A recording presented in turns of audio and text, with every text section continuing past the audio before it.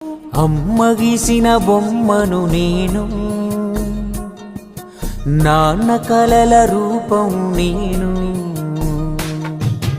అమ్మ గీసిన బొమ్మను నేను, నాన్న కలల రూపం నేను. అమ్మ చెక్కిన శిల్పం నేను, నాన్న మదిల మెదిలే భావన నేను. అమ్మ చెప్పిన కథనే నేను, నాన్న చేసిన తొలి ప్రకటన నేను. అమ్మ గీసిన బొమ్మను నేను, నాన్న కలల రూపం నేను.